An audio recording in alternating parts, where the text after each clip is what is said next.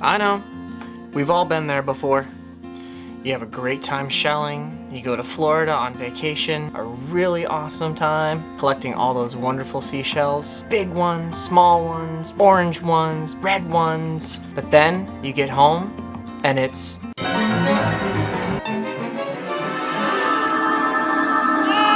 You don't know what any of the seashells that you collected are. Well, that's okay, because we got you.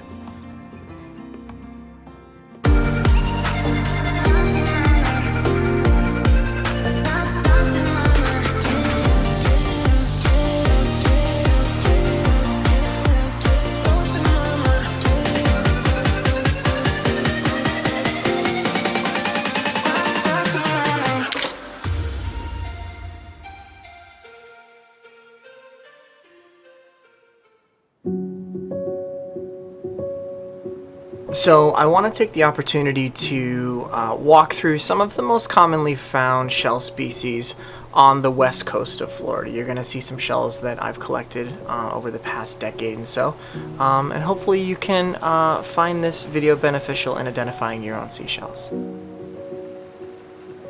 First up on the list is the Florida horse conch. This is actually somewhat of a misnomer for this shell because this is not actually a true conch. Now, excuse me, I have a few of these here for you to see. These are juvenile shells. So as you can see here, another one here, and another one here. Now you'll notice the juvenile shells are actually orange in color. Many times this shell in its juvenile state is very bright orange. Actually, most times that you find it on the beach, it is bright orange. Now this is a, it's not an adult shell, but it is halfway between an adult and a juvenile. This is more or less what a full-grown adult would look like, albeit a lot smaller. These shells, Florida horse conch, is actually the state shell of Florida. They're very common on the west coast of Florida, and so you can find them pretty commonly washed up on beaches. Florida horse conch shell. These shells are actually a member of the TULIP family, which we'll look at a little bit later in the video here. I found this particular shell on Cayo Costa, which is an island on the west coast of Florida. This is a Florida horse conch. And again, the juvenile shells, which you'll find pretty often on the beach, are usually bright orange. This one, not so much, but these two have that bright orange coloration. Again, these shells are really a treat for a sheller. These shells can grow to be over a foot in length, which is very, very large for a shell. Generally, the ones that you would find that are large like that are pretty weather beaten, but many times in southwest Florida you can find them just rolling around in the surf. So this is the Florida horse conch, and it is a very, very nice shell. Next up on our list, we have FIG shells. So these are pretty common on the west coast of Florida and Sanibel Island as well. These shells are susceptible to breakage because they're very thin, and you can see where the animal was inside because it's very shiny inside. Many times on the beach, these shells will actually be somewhat broken or have holes in them. So if you're lucky, very occasionally you might find a whole specimen of this type of shell. They're often confused with lightning whelks, which look somewhat similar, but if you're able to tell the difference, you can clearly spot the difference. Again, these are FIG shells, and they are very common on the west coast of Florida, southwest Florida, and Sanibel Island.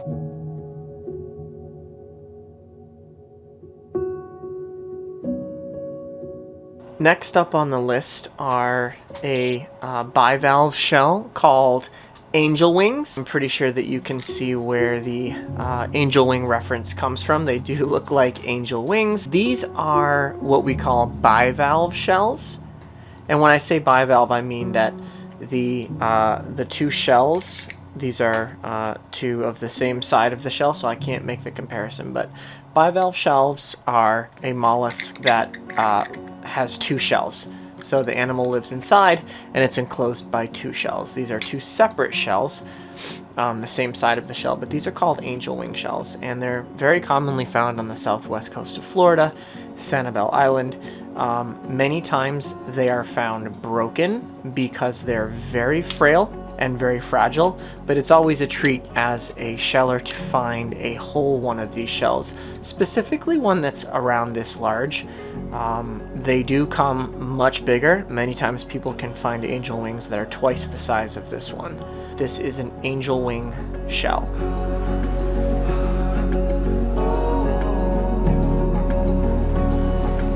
Next on our Southwest Florida seashell identification guide here, banded tulips.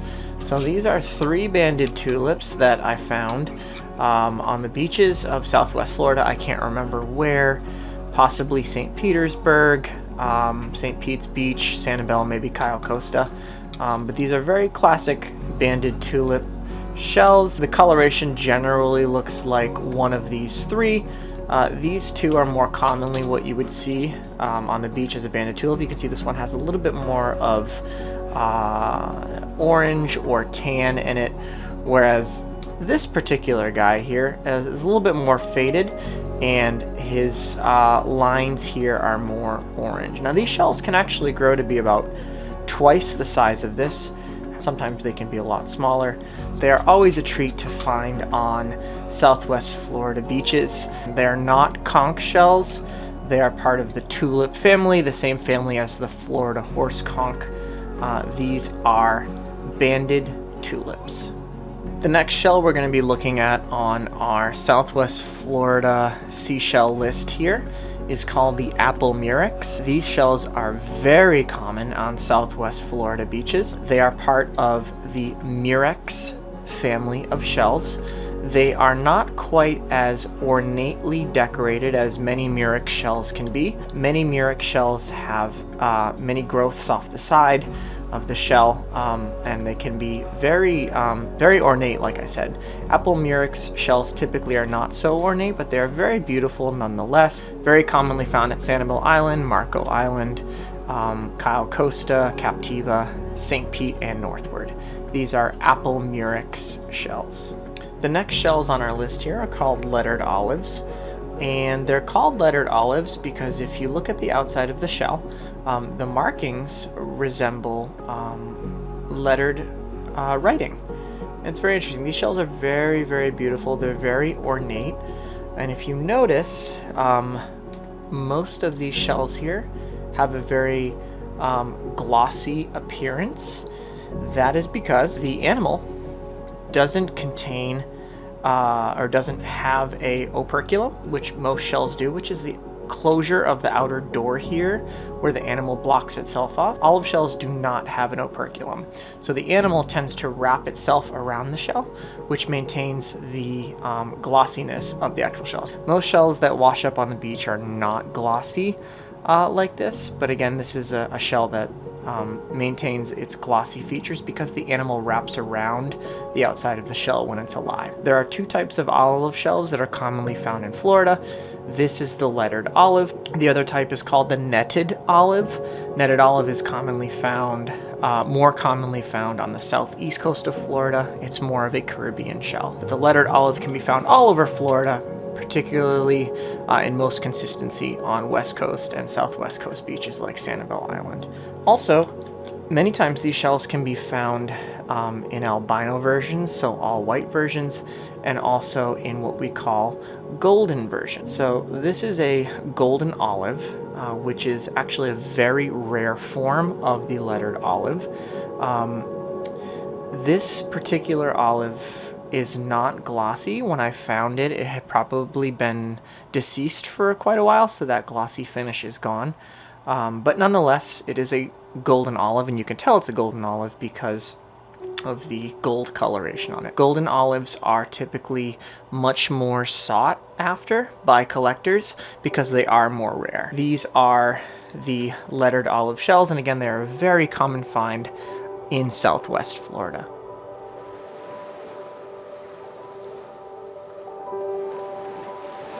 This next shell here is called a Florida cone shell. It is a member of the cone family. This family of shells, the cone shells, are found globally, so all over the world.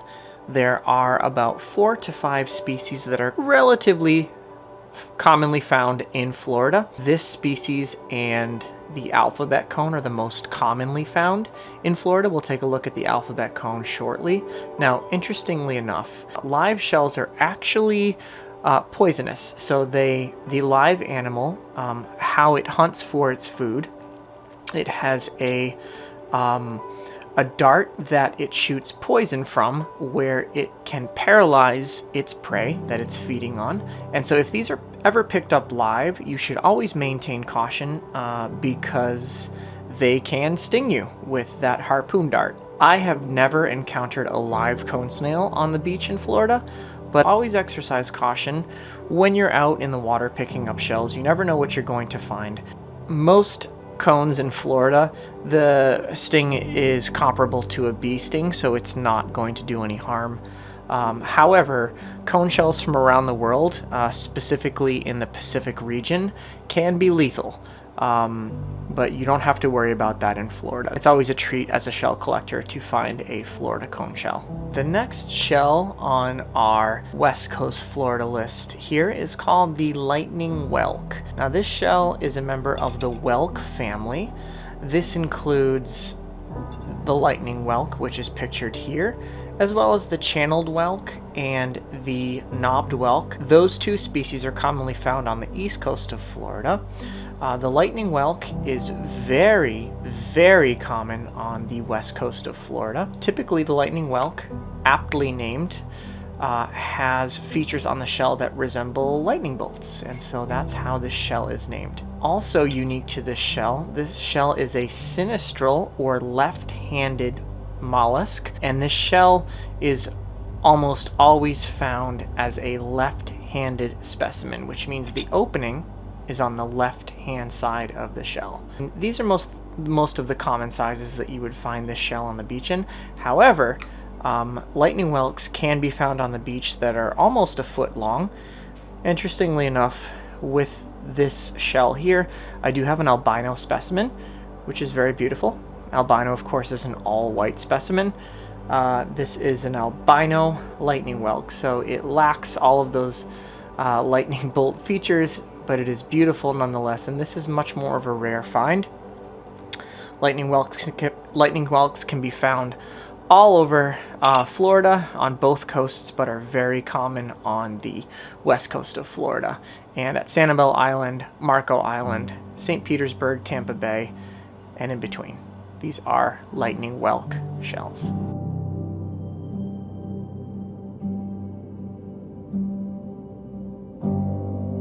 Alright, the next shells on our list are called shark eye moon snails. Moon snails can be found all over the coast of the east coast of the United States. In particular, shark eye moon snails are commonly found from Cape Cod south through Florida. These were obviously collected on the west coast of Florida, and you can see they have a very tan feature.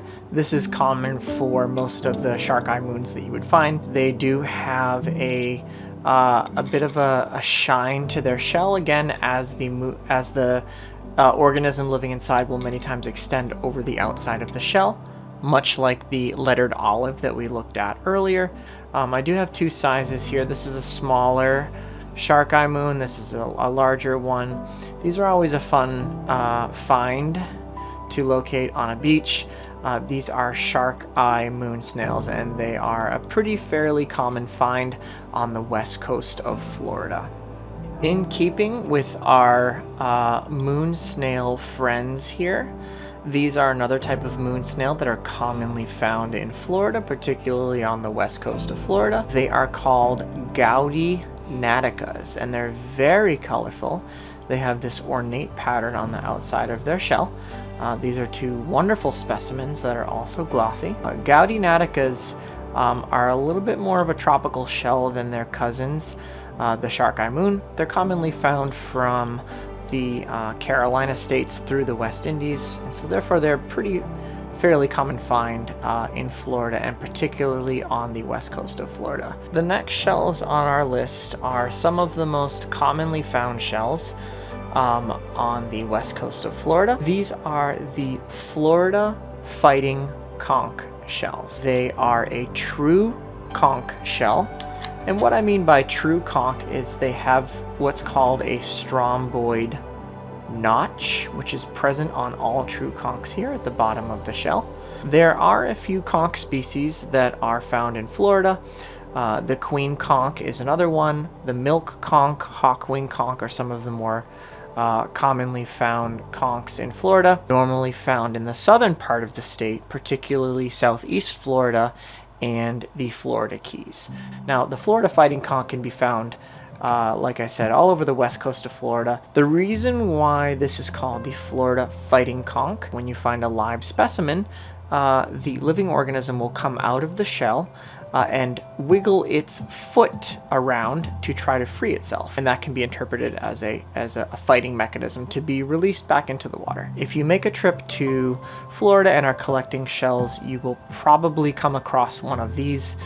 They're a very great shell to collect, and many people have them in their collections.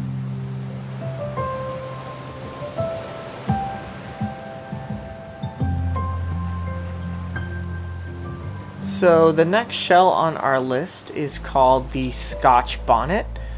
This is actually the state shell of North Carolina. It can be commonly found from North Carolina south through Florida. You can find this shell very commonly on Florida beaches, specifically on the west coast of Florida. The Scotch bonnet has a very particular and specific appearance, with many yellow dots on it here. The Scotch bonnet is a highly prized find, and again can be found very commonly on Florida west coast beaches. Next on the list is the Florida crown conch. This is actually not a true conch shell. Many times shells are, people refer to them as conch shells when they look like this, but they're not actually conch shells. So many times these crown conchs and whelks and tulip shells get referred to as conchs, but they're not actual conchs. The only true conch shell that can be found on the west coast of Florida is the Florida fighting conch. These guys live on mud flats, but they are also found washed up dead specimens on Florida west coast beaches. This is the Florida crown conch.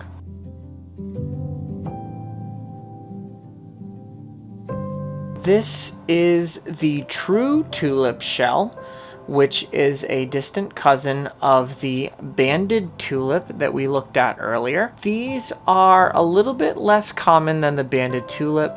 These are these two specific shells. I've been shelling for about 15 years in Florida on the west coast. So just leaving the lighthouse on Sanibel Island this morning.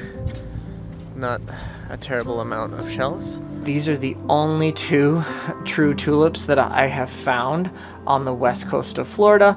They're generally very broken when you find them, or you just don't find them at all. Though I do think on the extreme southwest coast of Florida, particularly in the 10,000 Islands near Kais Island, you can find more true tulips. I have also found some true tulips in the Caribbean and in the Keys, so it is possible that these species do favor a little bit warmer water than would exist on the southwest coast of Florida. These are the true tulip shells.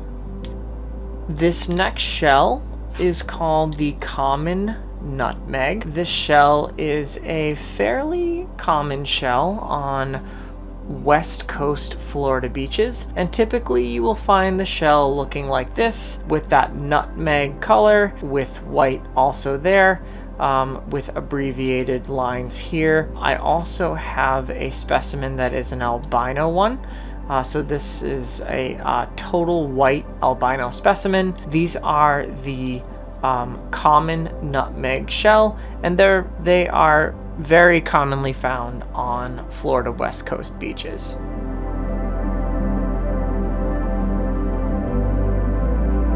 This is a lace murex shell. This is a cousin of the murex that we saw earlier in the video, the apple murex. These particular shells are very, very beautiful and very, very ornate, perhaps some of the most ornate that you can find on Florida beaches. Lace murex shells are one of my favorite shells to find on the beach.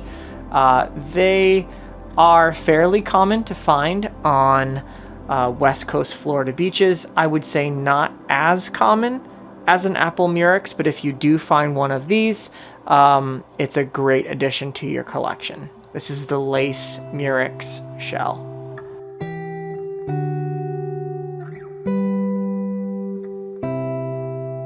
Last but not least, I want to look at the alphabet cone shells. So we looked at another cone species in this video called the Florida cone. This is the alphabet cone shell.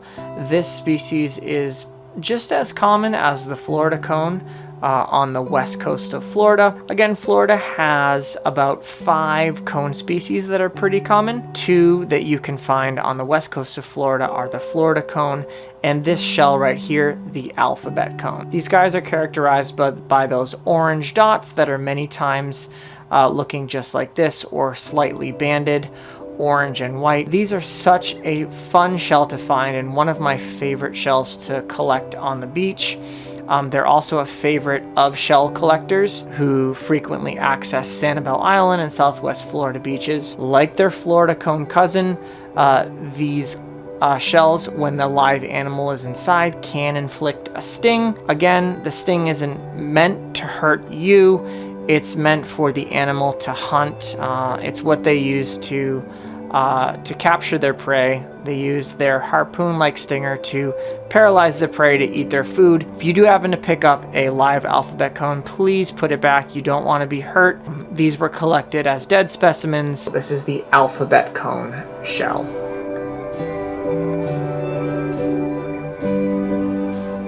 So these are the common types of shells that you can find on your southwest Florida beach vacations. I hope you enjoyed this video. I hope it helps you to identify some of the shells that you've brought home on your vacation. I know that when I first started shelling, I wish I had a shell identification video to watch. But again, that quest is what really got me into shelling, so I hope you all enjoy shelling as much as I do. If you're just getting into it, I highly recommend a trip to Southwest Florida. It's one of the best places in the world to collect seashells. Again, thank you very much for watching, and I hope to see you on that next adventure.